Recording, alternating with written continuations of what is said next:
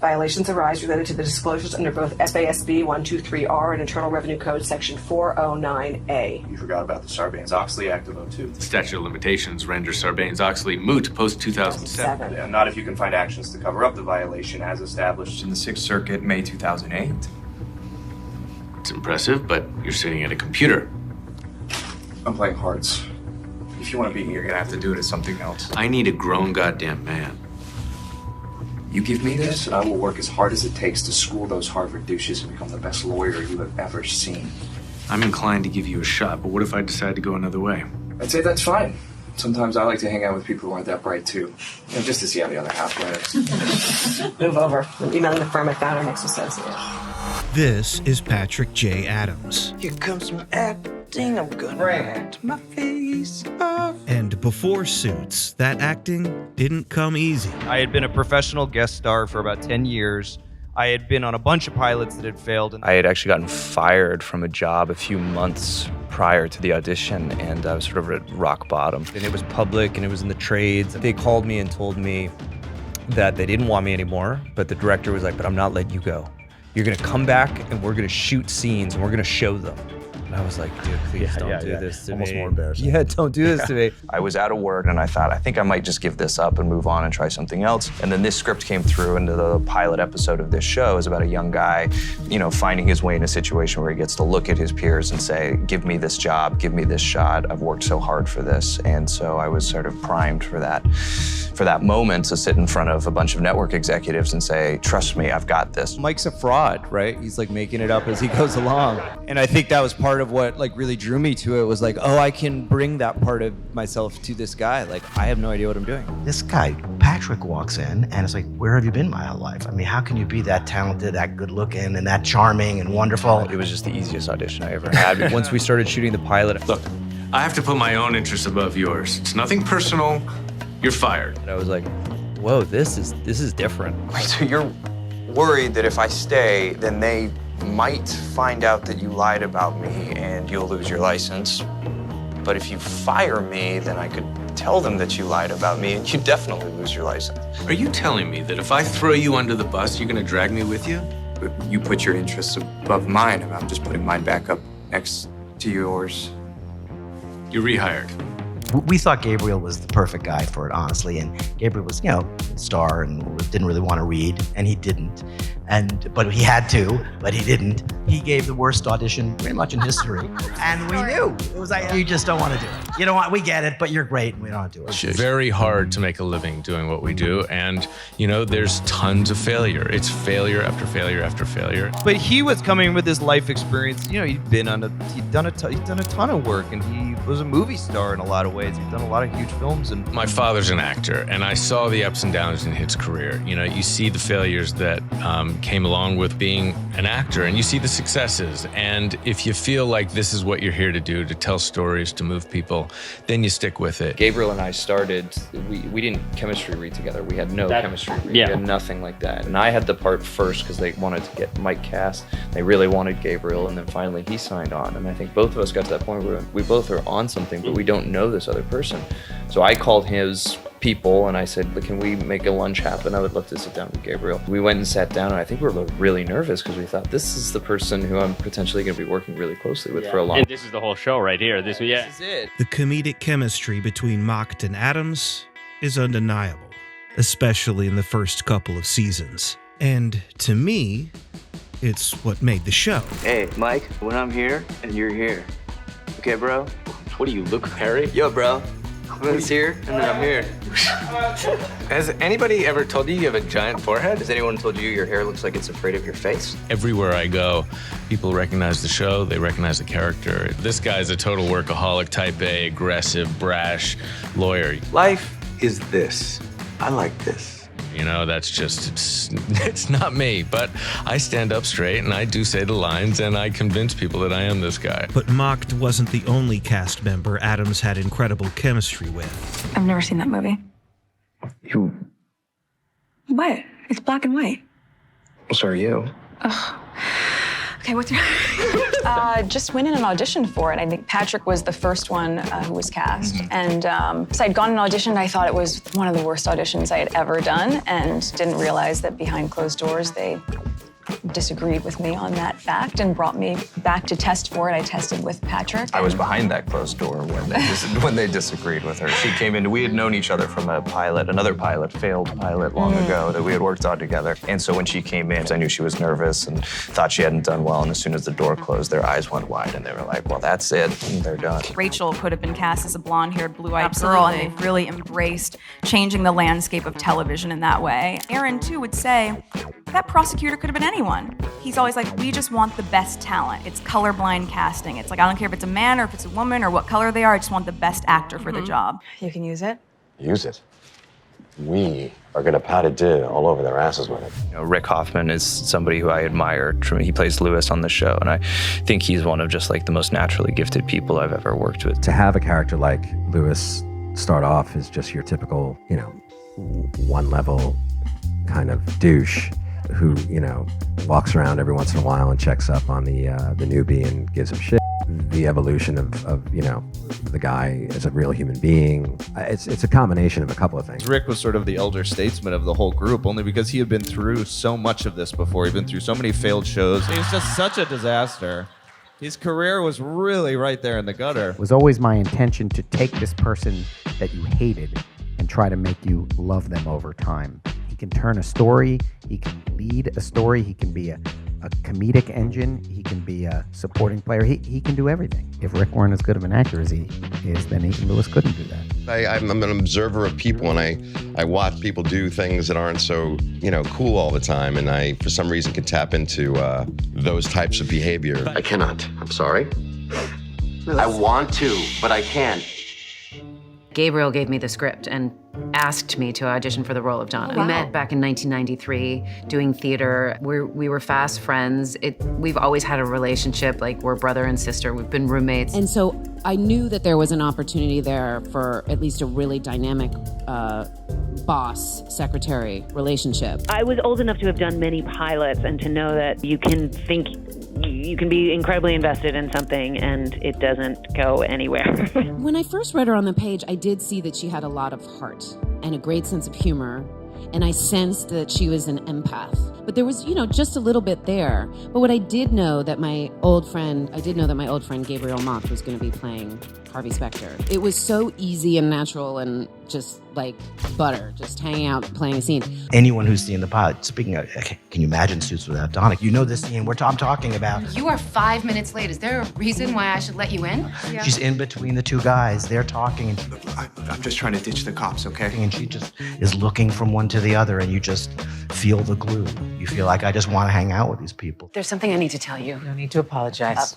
That's not what it is. You're not getting a raise. Gina had to read in front of all the executives, and she was so clearly nervous. We all knew she was the only person coming in. At the beginning, it was incredibly frustrating that I was sort of this untouchable, mystical, magical creature. But that kind of served me in the end, Because when you're an actor, you want to use all the crayons in your box. And I had to find a very sort of ninja way of using my crayons. And I think that kind of worked in unexpected and great ways. Gina is fierce. She is so perfectly cast as Jessica Pearson. There is a quality about Gina that is so regal. Regally hot. You're an idiot. Jessica Pearson. Good night, Harvey. That I remember, there's one scene that I have with her, and she just like walked toward me and she had this posturing. I was I forgot my lines in the scene because I was so unnerved by it, and like there's something about like when she's in character, it's just whoosh. Then why are you telling me?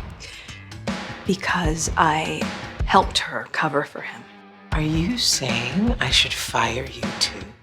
I am saying that we made a mistake. How often do you get an example of a woman that just typifies excellence? Right. Everything about her was impeccable. She was the smartest person in the room. This isn't chess. It's dominoes. Now, the first case might be tough, but after that, one by one. And when it's all said and done, I'll be the last one standing, holding a big, fat check in my hand. She knew how to get things done. She dressed for the masses. She was ridiculously perfect. And she was fearless. And so people want to be that. I originally wrote Suits as a spec script to get a job on a show. I never thought it would sell in a million years.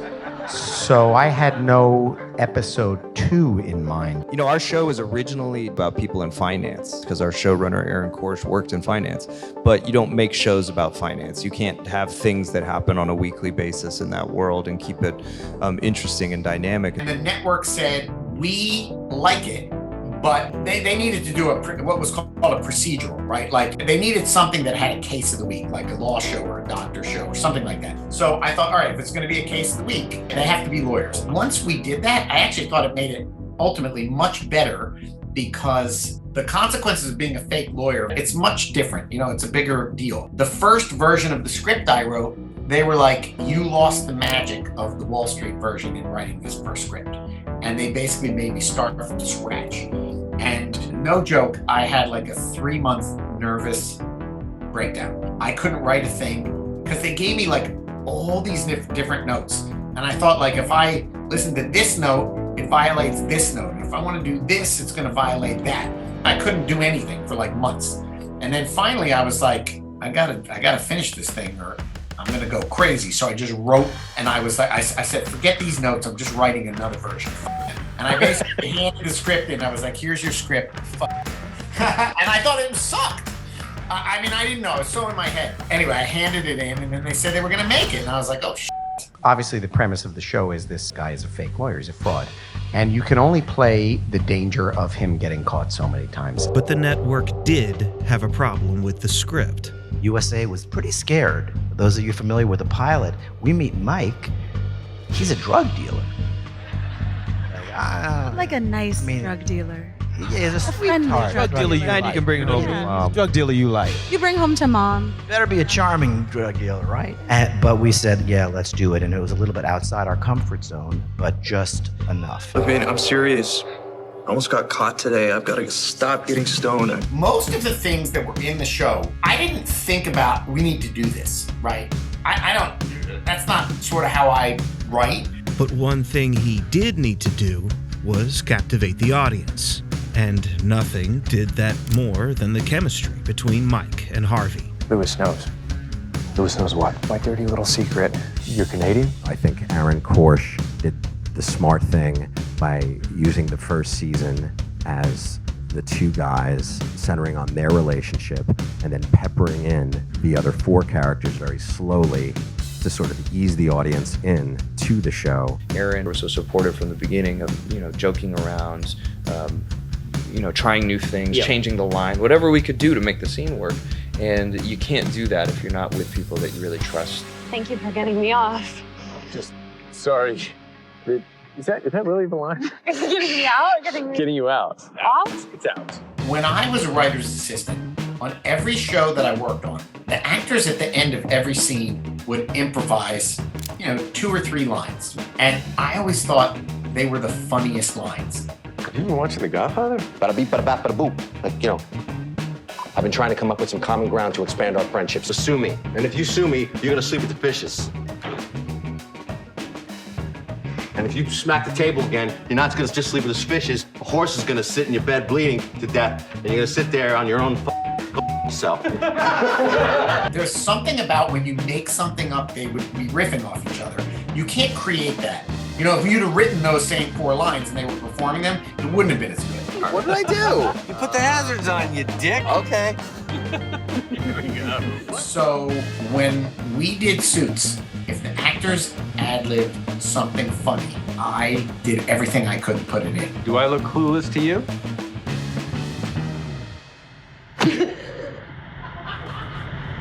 Another problem was the show's New York setting.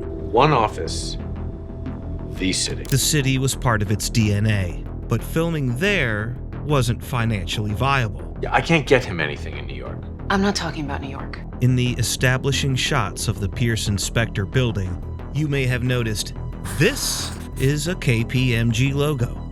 And this is not New York, it's Toronto. which, if you've never been, is essentially the New York of Canada. Stretch, stop breathing. Everybody, stop moving. Toronto, shut up. With the exception of the pilot, all filming took place in Toronto, which wasn't without its awkward moments. When we're at Bay and Adelaide and it's a nighttime scene that we're shooting outside on location there, we'll have yellow cabs in to sort of make it feel like New York, but you'll get your occasional just local folks who are out at dinner or maybe a little tipsy trying to get into our taxis. We're like, it's not real. Getting to shoot the show in my hometown, like I left Toronto thinking, when you leave your hometown, you're like, I don't know if I'm ever coming back here, like I'm moving on with it. So to have left Toronto thinking I was done with it and to return to it, to have this professional experience that changed the course of my life, really reshaped that city for me, and it made it such a sort of special homecoming. My name is Gabriel Macht, and I play Harvey Specter on the new show Suits for USA, which is premiering. We're really excited about the launch, and we hope you are too, so come and join us. When Suits debuted, it was vying for eyeballs against legendary competition. In those first few years, it was just like whatever we needed to do to make this scene funnier, better, work. Like, not that they would give us free range, but it was like we were all coming in with that same energy we described as young people in a theater. Like, what can we do to make this scene as good as possible? Like, this scene's good. What more can we do? I can do this. I can do that. Now, granted, that ended up, 15-hour shooting days, but we were all so